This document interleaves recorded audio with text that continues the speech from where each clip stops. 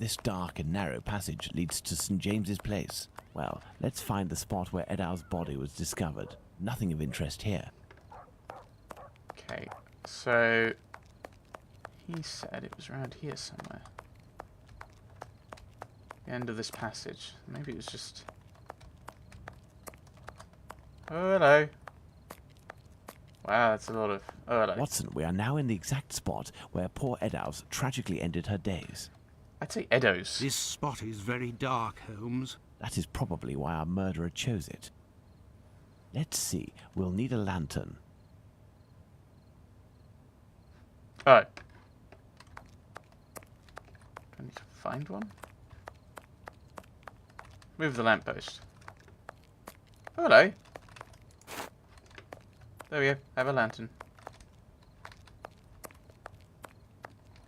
Now then, we will need a lantern. I have a lantern. Oh. Sorry. Take the lantern, Watson.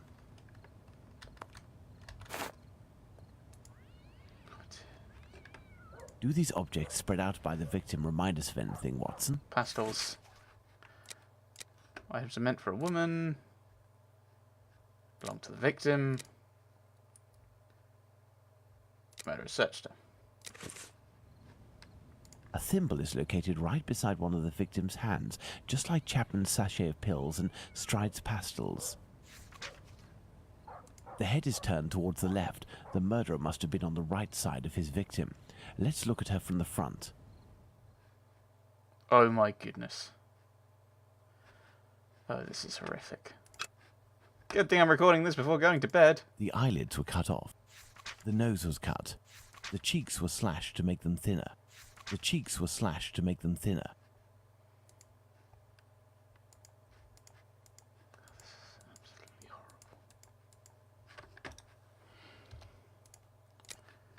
horrible. The main incision goes from the sternum all the way down to the groin. The murderer opened this abdomen as if it were an animal carcass. A kidney was removed. The uterus was removed. I don't want to make jokes about this. I mean, it's tempting, you know, that's awful.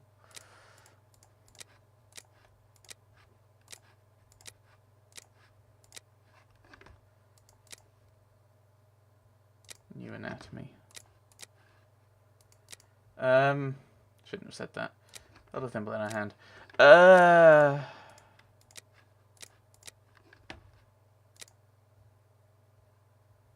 An animal, surgical manner. Okay. Literally what he said, which is why I didn't want to click that, 'cause it just seemed obvious.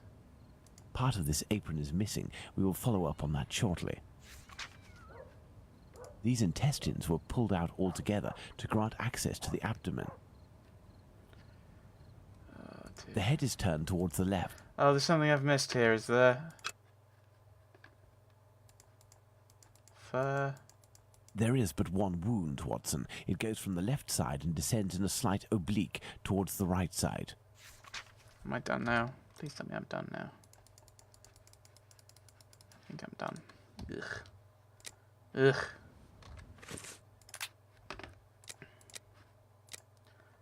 Ugh. Right, and behind the victim. Bit shorter, maybe? No, that.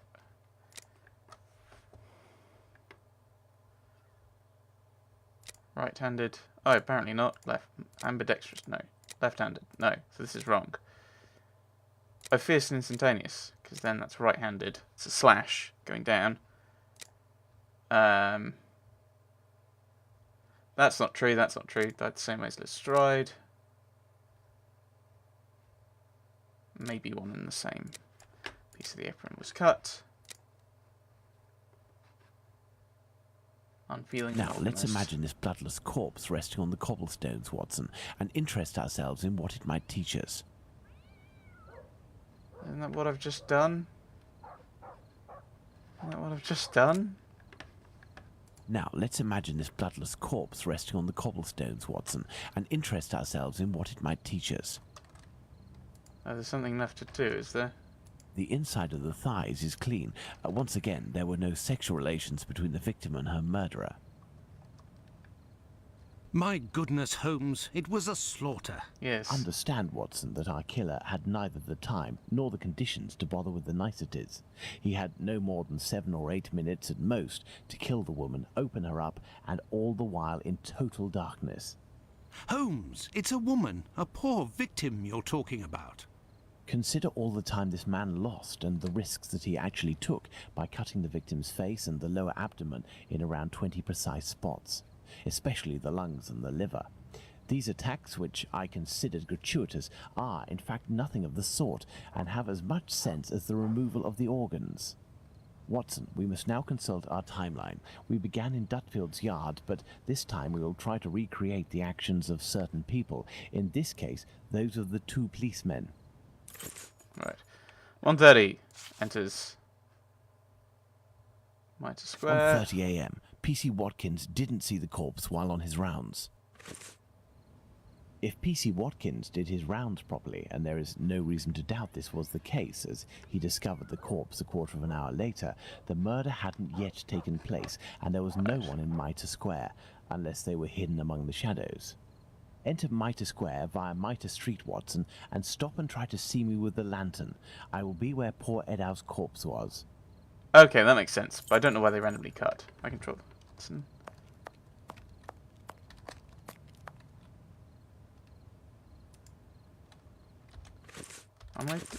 Is the lantern not on?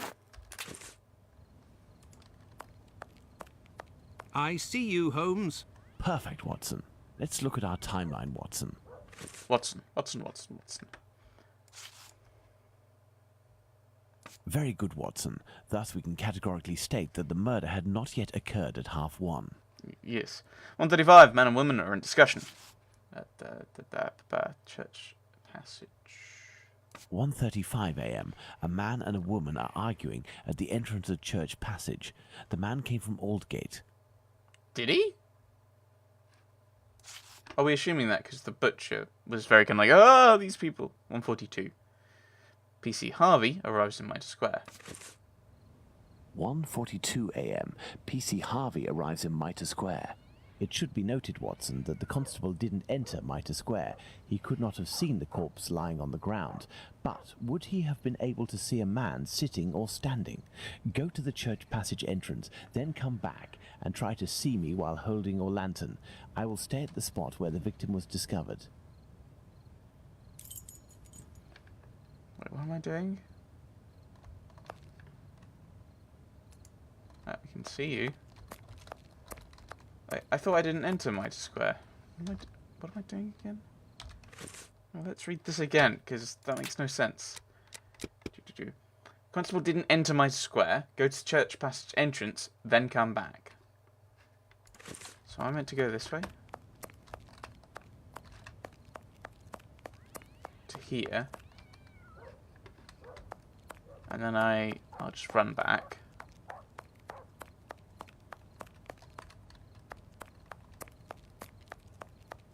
I see you, Holmes. You had to proceed into the square in order to see me, something Harvey didn't do. It is possible that the killer was still there. Oh, right, that's what I was meant to do. 1:42 a.m. PC Harvey arrives at Mitre Square, but does not go in. The murderer may well have still been there. Oh, okay, that's what that was. 44, body is discovered.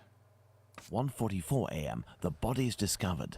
Let's put the murder of poor Eddowes on the timeline, Watson. Between these 2 points, eh? 135, that's a weird space. Oh, of course. Couldn't have been there much later. 1:35 and 1:42 a.m. The murder would appear to have taken place between these times, that is to say, within 7 minutes. Agreed, Holmes. But does this really prove that our killer had the time to perpetrate these 2 murders? Let's look at our timeline, Watson. Yeah, so you can actually move these up and down. I didn't realise that. That's cool. So that's how long it took Holmes and Watson. There, Watson. We are now certain that the murderer really had the time to commit these 2 murders. Incredible. This spot is making me nauseous. Can we not head back, Holmes? We certainly can't, Watson. We have one final point to address. Do you remember the piece of white apron that was missing just now? It was found just a few steps away from here, at the entrance of a building. That's where we must go. Also, you're not being you're not nauseated. You're nauseous.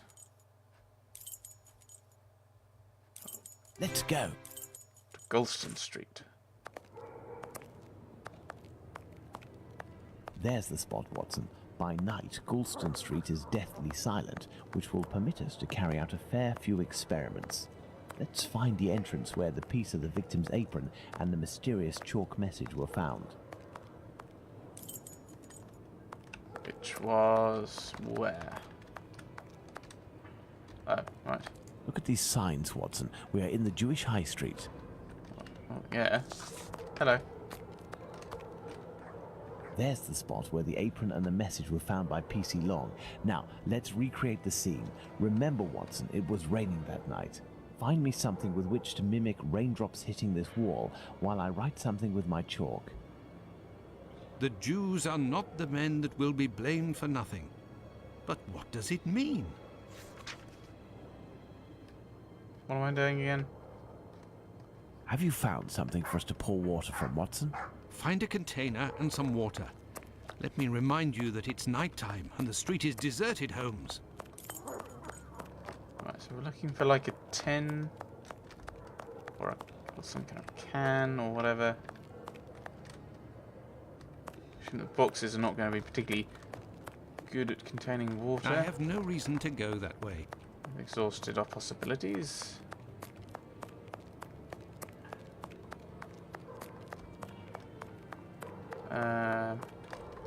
Right, nothing there. There's the water. Water.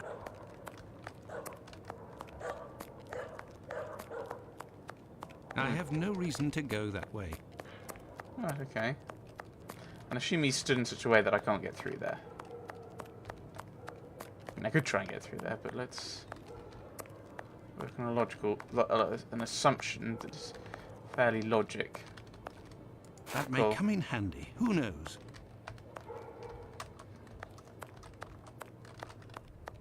That's fairly logical considering the. An old wooden pole. A merchant probably threw it out. Considering gaming. I see. A watering can. That's what I need. But I can't reach it. A watering can. Oh, I see. Am I meant to make like a little lasso type thing? Nope. A watering can. Right. That may come in handy. Who knows? A watering can. Oh, That's what I see. And then I tie them together to make a really big thing. A watering can.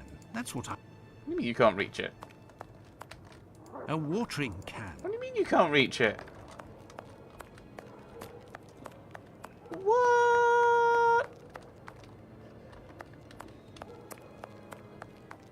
I have a hook on a giant stick. A watering can. A watering can. I can't reach it. Yes, you can. What are you talking about? Unless I'm meant to... A watering can. That's what I need. Because there's nothing around here. I'm actually pressing space to try and pull up everything that could be around.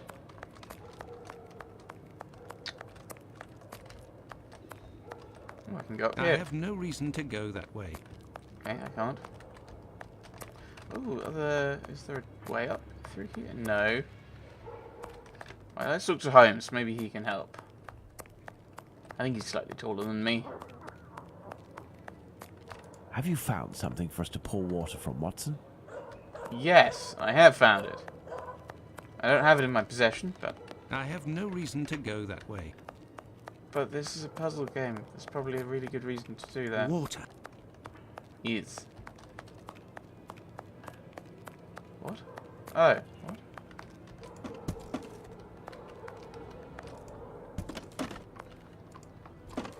What am I doing? Oh.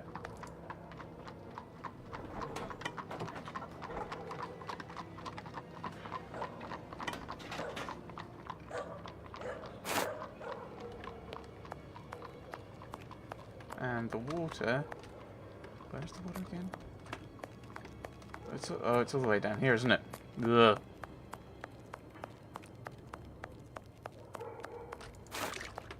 Water! Have you found something for us to pour water from, Watson? Yes. Yes, I have, Holmes.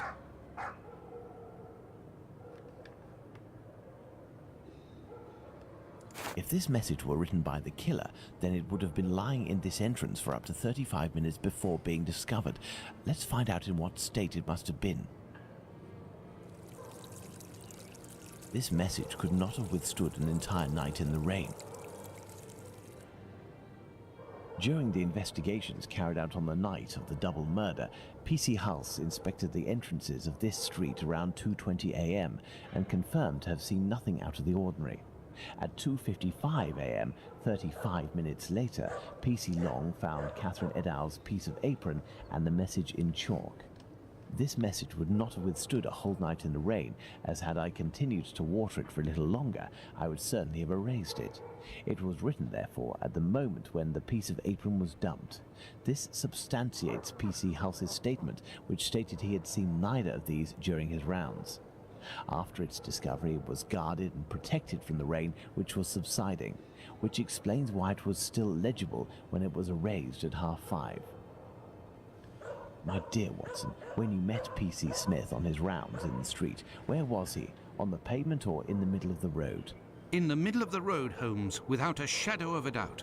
Good. You will go down the street with your lantern as if you were a policeman on patrol, using Smith's position as a guide. As soon as you see the entrance where I used the watering can, tell me if you see anything.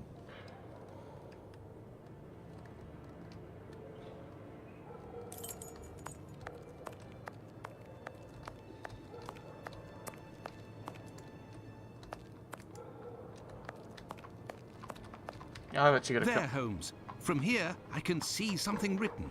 Can you read it? No. Do you see the white rag, Watson? I see something on the ground, but I'm not sure if it's what you were talking about.